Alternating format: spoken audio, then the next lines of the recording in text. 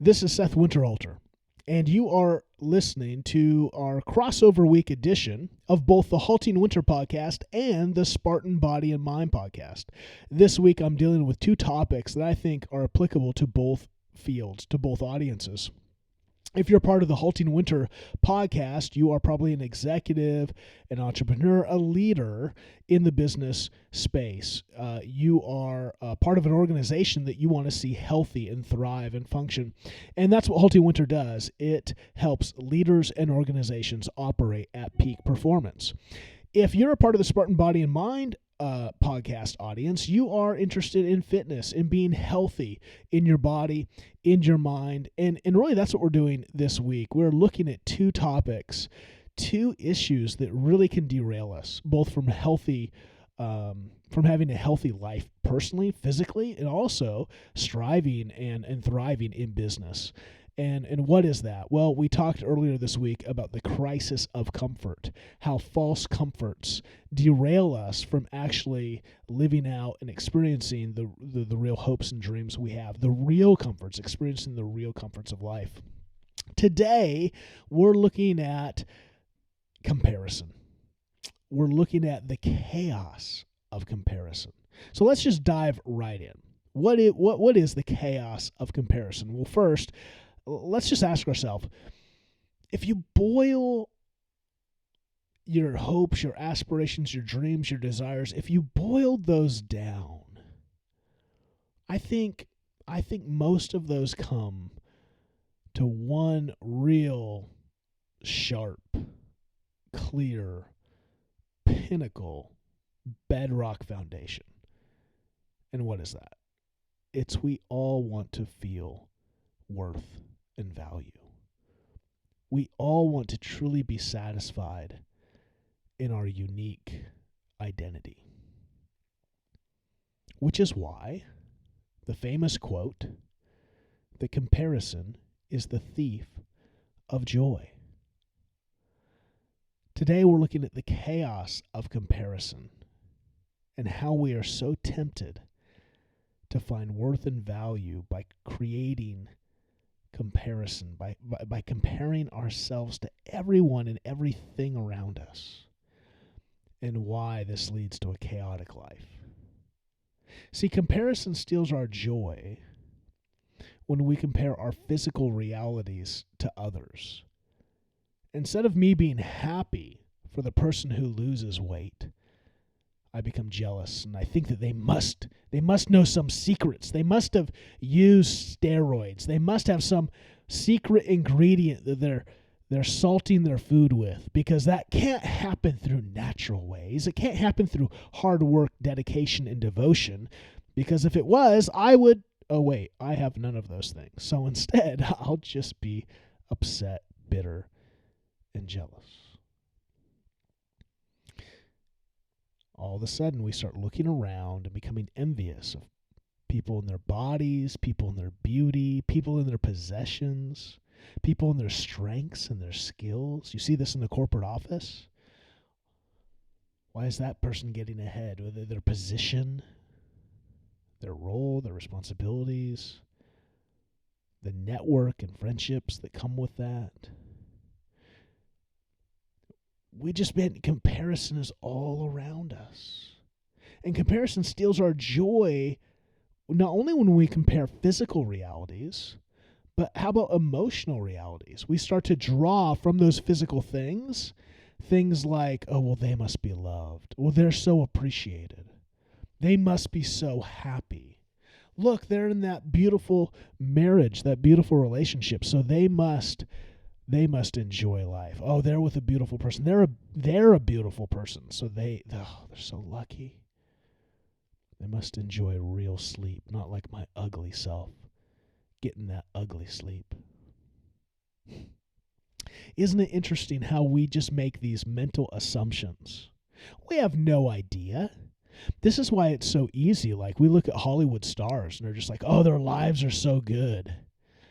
Isn't it? I always find it a dichotomy, though. It's interesting how on one breath we look at these beautiful, rich, again, happy people, and yet the tabloid. So you have People magazine espousing all these wonderful things, all these privileged and right desirable things about these people, and then in the magazine next to it, it's like these people going through divorce and drama in their marriage, drama with their it's so interesting, the dichotomy, and it reveals that it doesn't really matter how much money you have, how much beauty you possess. We all face life together.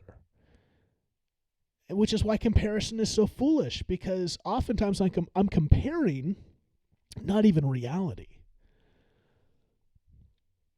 Sure, there's some physical realities I can look at and say, well, your house is this many square foot bigger than mine. But again, have I really thought through, is that even a right comparison? Because guess what? Guess what comes along with that? More property tax bills, more utility bills, maybe a need now for a house cleaner or a pool person. Have I ever thought about that? Is that what I want? That's what the crazy thing is. I don't even want a pool, and yet I'm jealous that he has a pool. What? And we live in a social media world, so now all of a sudden I'm jealous because that person has more likes, has more followers. I'm looking at things that, again, can be bought. You can go buy a bunch of bot followers. Oh, but I'm jealous. I'm bitter. See, this is the chaos of comparison. See, comparison lies to you. It creates a chaos in your mind by telling you a false reality. It tells you that people are better than you. It tells you that you have a limited value, a lower value, a lesser value. Comparison tempts you to chase things that actually don't even matter to you, that aren't even attractive or desirable. These are the most desirable houses, right? Some show on TV. And all of a sudden you're like, oh, I guess I should like shiplap. But I hate shiplap. I think it looks horrible. But everyone's talking about shiplap. Now I'm jealous that I don't have any shiplap in my house. What? What just happened? You begin to have desires for something you don't even desire. We're comparing what we don't have to things we don't even want. All of a sudden, we're chasing things. We're chasing jobs and relationships, possessions we never even wanted in the first place. So we're comparing ourselves to people that we wouldn't even replicate, that we wouldn't even imitate. And because we are unable to imitate them, now we're left with bitterness about something we don't even want to become. How crazy is the chaos of comparison? Most of us are tempted to find our identity, our personal worth and value via the tool of comparison. We have been trained this way from infancy. We measure ourselves against each other. School, you get a report card. How many A's did you get? How many B's? What's your grade point average? Where are you in the class standings? Did you get the gold ropes around your neck when you graduated? How many trophies are in your sports case? How many medals? We compare. How many scholarships did you get? What types of scholarship? To what schools? We compare. We have hierarchy. We have all these hierarchy ratings of what schools are good and what jobs are good and what. Comparison. It's all around us. The problem is that this measuring stick is not accurate. It's based off of assumptions. It's based off of very subjective realities. And even the objective, what feels objective because it has big influence, like again, if you go to these 15 schools, you are in the upper class of thought. Really? Like, have we investigated what those people are actually like? I'll be honest, I've met some people who have gone to some really high-ranking schools, and they're idiots. Like, maybe they're good in some really random, weird field. I don't know. I was not impressed. And I'm not saying that those schools are junk. I'm sure there's some brilliant people that go to them. But I knew some brilliant people that went to some really average, or what would be thought of by overwhelming culture to be below average schools. I know some people who are brilliant that didn't go to school. See, all of a sudden, like, the more I think we actually meet people, see, comparison is often done from a distance too. That's why it's very false, right? We look at social media and we start to assume that they're happy and they have a great life. We don't even know them. But once you start to meet more people, I think it's easier to find joy in relationship, to find joy in differences, to find joy in other people's success, to be able to celebrate that, than to compare. You compare, I think, in isolation. Because oftentimes comparison is based off a lot of assumption and a lot of subjective thinking that's in your head and not really real. It's not holistic. A lot of people who've never been in leadership look at leaders and think their life is so easy. They make all the money. But if you've never been in leadership, if you don't know the demands of leadership, I've been a leader most of my life. And specifically, over the last decade, I've led predominantly organizations by myself. Meaning, when I say by myself, I mean I'm the one person like at the top of the org chart, the CEO, the director, and so there's no one above me to take the heat above me. And I'm telling you, when you're in that position, the weight of it, the responsibility of it, there are plenty of days when you're like, I'd like someone else to sit in this seat. They can take the heat. They can encounter the sleepless nights. Because money is not all it's cracked up to be. There are a lot of other, right? Money doesn't ensure good sleep. It might ensure a better bed, but it doesn't turn off the stresses in your life. Again, so when we start to compare, I think we leave out parts of the story that would help us maybe move from comparison to some deeper understanding. And so why are we doing that? Well, it's because we're longing for identity. We're longing for worth and affirmation. We're longing to be seen and appreciated, but we're doing it through the wrong tool. We're using a tool of comparison to measure ourselves against each other. But here's the problem with that. Not only do we measure ourselves falsely by oftentimes looking and going, oh, they're better and I'm worse, then to fix that or to deal with that, what we start to do is find people that we can push down below us. Well, that person sucks. That makes me feel better. Well, at least I'm not them. And then we try to look around and create, just like we subjectively thought these people were better, now we're trying to subjectively figure out how people are worse. It creates a real toxic environment. And when you look around, specifically America, which is where I live, I see a lot of this. And this isn't new. It's been around forever. But I think it's really unique in its heightened chaos right now because of all the tools we have. Social media, the media, all kinds of things that make assumptions, measuring a lot easier. But again, remember the measuring stick is not accurate. So how do we avoid the chaos of comparison? How do we avoid the chaos of comparison when we're at the gym and we're frustrated because that person has all the gains and I'm not seeing any gains? That person looks so gorgeous. I'm not gorgeous. That person at work has the role. They're getting the promotions. How do we avoid the chaos of comparison? Number one, 4 things. Number 1, know yourself. Do you truly know yourself? Sometimes we're so fixated by looking at everyone else that we haven't taken the time to really know ourselves. What are your skills?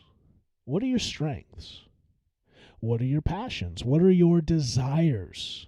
Your deep desires. What would make your life? What do you think? And again, here's the thing. Maybe the reason we don't do this work of really deep diving into ourselves is because we feel like if we do this, then we're stuck to it. If I say my deepest desire is to get married and to have 3 kids, and I get married and I have 1 kid, and I'm like, oh, that's it. But my dream was to have 3 kids, and so I can't change. Why are you stuck? Who's forcing you? Well, I shared it with my 3rd grade class. I've never seen any of them in 2 decades, but who cares? Stop caring about stuff that no one else cares about. Do you know yourself? And can you articulate what you bring to the table and what table you're trying to create with your life? Because that will help you know where do I want to grow. I have some skills in this area, and I really like this, and so I want to grow in this. It helps you have some focus in your life instead of going, well, everyone's telling me that all the money is to be made in IT, and I don't understand it, and I have no desire to sit in front of a computer the rest of my life and punch little keys, but everyone says that's what I need to do to have stability. Who cares what everyone else says? Do you want to do that? Do you, nothing wrong with pursuing and seeing, but if you know you want to do something else, then why would you spend a minute doing something you have no desire to do? Because I tell you, you're not going to have joy. You're not going to have fun. You're not going to want to go to work. You're going to want to be an Eeyore and be miserable. So why would you do that? Just knock my microphone. Just punt it. I have no desire whatsoever to be an accountant, to just track Excel numbers on Excel. I would rather do so many things. It just sounds boring. It sounds tedious. It sounds like every day is the same, and it's just like there's no creativity. And maybe there is, right? I just don't see that. I would never be attracted to even dive into that because nothing of that looks attractive to me.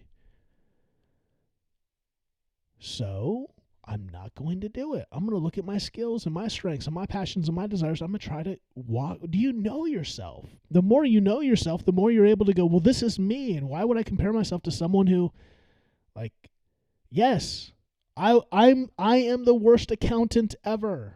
You want to know why? Because I don't care. I will gladly take last place.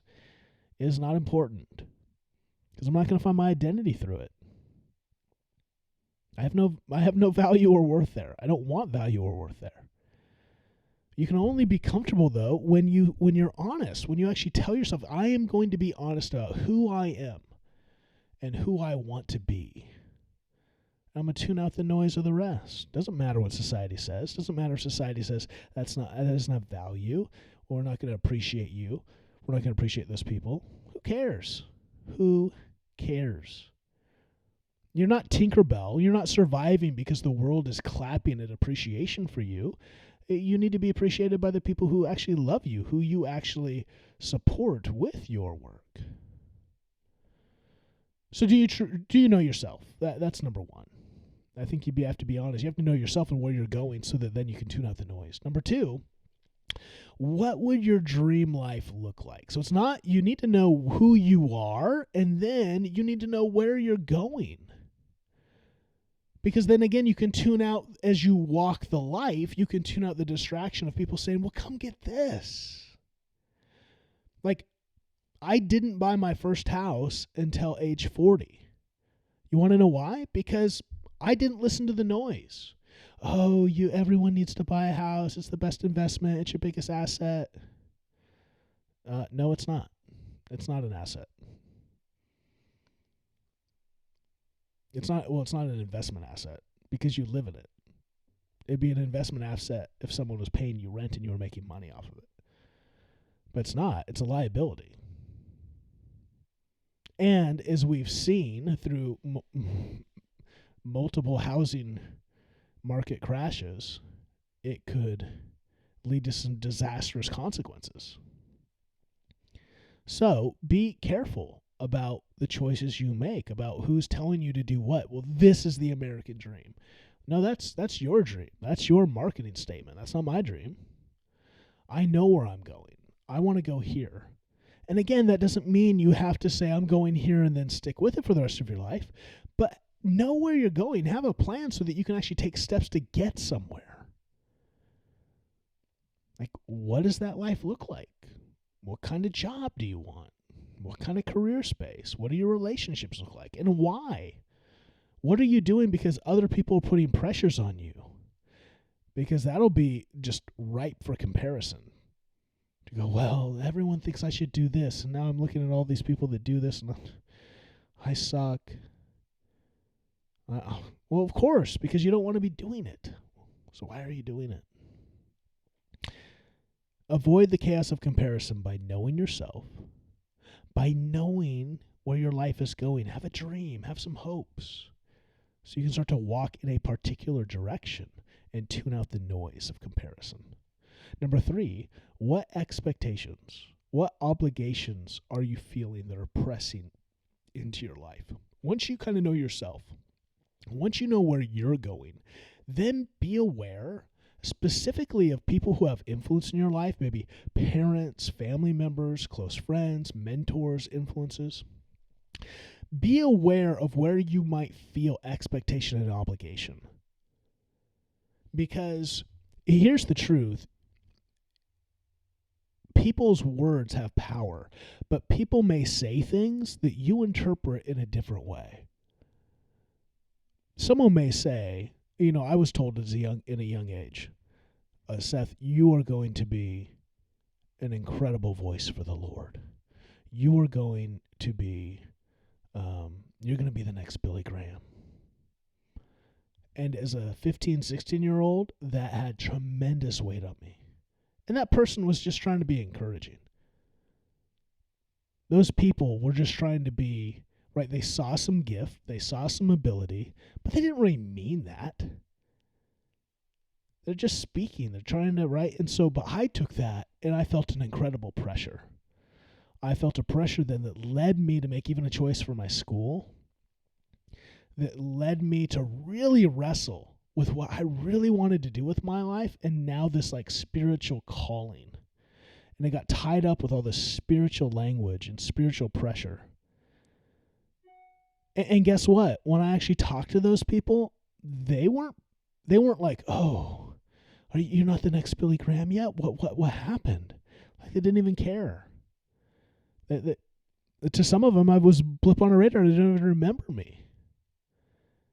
And to others, they just want to see me happy. They just want me to see me, right, doing something with my life. It didn't matter the exact venue and place and scope.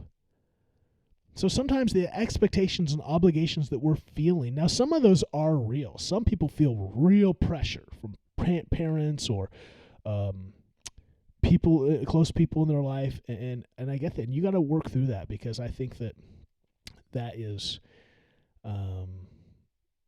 that can really impact. Well, it's impacting life, but I think the longer you wait to deal with that, and at least wrestle with it and figure out, you make choices then to either say, okay, I get that, and this is how I'm going to deal with that. Either A, right, I want to honor my parents. I love them, and they sacrificed for this, and I don't hate this. I kind of want to do something else, so maybe I'll start to play around with that in my spare time. But right, there's so many choices, there's so many ways you can work out with expectations, obligations. So again, I just want to be careful. I'm not saying you just throw them away. I'm saying you have to be careful, because many people are living a false life. They're living a life that's headed in a direction that's not of their choosing, and they're heading towards a massive, like, this is like the midlife crisis. Like, what am I doing? Whose life am I living? So be careful. Be honest with yourself, with where you're going, with the pressure you feel of other people telling you where you should go. And that's with everything. That's with you, what you value, who you are, your relationships, your vocation, your recreation. Maybe you grew up in a family of campers. We camp. We love to camp. And you're like, I hate camping. Right? Great.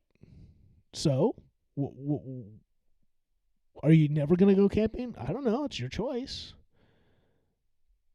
Maybe you'll do a little camping. I don't know, but you got to be honest. Don't be fake, because that's the issue. It's the fakery. It's the like, well, I'll do this to appease. Then all of a sudden, you're looking at everyone else around. So then you're camping. You find yourself camping, something you don't even want to be doing. And everyone else has a better trailer, a better motorhome, a better tent. And now you're comparing yourself, going, I can't even keep up with these people. And you don't even want to be there. You don't even want to be camping. What are you doing? I better buy a bigger trailer. Why? You don't even want to be there. What are you doing? It's just crazy. All of a sudden we wake up and we're like, we don't recognize anything around. We don't recognize who we are. We don't recognize the house we live in, the cars, the possessions we have, because we're like, whose are these? Who would want this stuff? This isn't me. Do you know yourself? Do you know where you're going? Do you know the external pressures? Because they're always going to be there. Some of them are heavier than others, but there's always going to be the media. There's always going to be culture, community, social groups, people telling us, influencing us how to behave, how to act, what to value. So 1, know yourself. 2, know where you're going. 3, know the pressures that are coming against you with expectations, obligations, culture, community. Number 4, how can you move? Here's really the big thing. If you take anything away, how do you defeat comparison? How do you avoid the chaos of comparison? It's really this. How can you move from comparison to celebration? You know how you stop comparing yourself to others? You start to celebrate others. You start to see their life and go, man, that's awesome for you. That's awesome. And you ask yourself, what about that would I like? Would I just like the applause? Because if you just like the applause, then figure out, right, what would be applause worthy in your life. Don't instead say, well, now I got to take Johnny's journey because I want the applause and I'm not getting it here, so now I'm just going to do what Johnny does. Well, what if the path Johnny takes isn't a path that will give you any joy? So when you get the applause, it won't mean anything to you. You chased the applause, but you went on a journey that made the applause like dirt in your mouth. Be careful what you chase. So instead, celebrate. Celebrate. Learn how to celebrate the achievements and the realities around you. Be okay with going, man, my neighbor got a new boat. Good for him. Man, that's awesome. I'm not going to do that because I don't like boating. Or if you do, go, man, I want to go talk about it. Let's go out in your boat. Man, I like this boat. This is really nice. You know what? I don't like this and this, so I wouldn't buy this boat. Now it gave you information. Instead of being jealous about a boat, you actually got to go on a boat and see if you liked the boat. And if you did, you got to see what you liked and what you didn't, so that you could actually, if you wanted to make a purchase on a boat, got the boat that would actually fit you. Wow. See, when we're aware of the chaos of comparison and all that it does to push us down and to just derail our lives from where we truly are meant to be, all of a sudden then we wake up to the media, to social media, to the TV, and all the messaging that's coming against us, distracting us and getting us to do all this comparison. Instead of comparing, we start to celebrate and go, man, that's awesome. How cool. That inspires me to do something. Inspires me to take some actions. Let it inspire you and encourage you, but celebrate. When you're aware, then you can tune out the noise. You'll be able to move from comparison to celebration. You'll be able to bring more joy into your life because celebrating, I think, I want to be a part of the party, and I don't need to be the center of the party. I can just enjoy the party, right? When you're at work and it's someone's birthday and they bring cake, are you like, I only eat cake when it's my birthday? Of course not. It's cake. We love it when someone has a birthday because we want the cake. So enjoy celebrating other people's successes. Now, you might need help. You might need help with becoming more self-aware of yourself. Sometimes it's hard to be introspective. It's hard to be honest. Sometimes it's hard to work through really vision casting. Like some people really stink at that. Like, I don't know where my life's going. I need help trying to figure out, like, how do I even create that? How do I create a vision statement for my life, a mission statement? How do I reverse engineer that and figure out how to take steps to get there? Maybe you need help. Maybe you need help working through, like, what are the pressures that I felt in life? I need to work through, those obligations, expectations, the strong influences that have been upon me. I got to start figuring out who I am, and I got to do some work. Maybe that's you, and you need some help. And this is where a coach comes in. This is where a counselor, a therapist, they can be a real help to you. I want to encourage you, if that's you, man, reach out. Reach out to me. Reach out to me through one of my social media channels, Seth Winterhalter. You can go to my website, sethwinterhalter.com. Go to the Spartan Body Mind group on Facebook, free group where people are encouraging each other with their physical fitness, with their mental fitness. Be a part of that group. Learn from one another. Go to haltingwinter.com. Look at our coaching. Look at our consulting. Become better. Again, you do not want to get stuck chasing around other people's approval based off of assumptions that you're making that probably aren't even true. You want to avoid the chaos of comparison. And you'll only be able to avoid that if you're able to experience the joy of celebration, celebrating ourselves for who we are and what we are doing with our lives, and celebrating others. Don't get stuck finding your identity, worth, and value in the applause of others. Find it in a joy. Find it in a life of meaningful joy and purpose. So, let's help you move from the prison and the chaos of comparison to the freedom of finding your worth and value in who you uniquely are and where you are individually going. Until next time.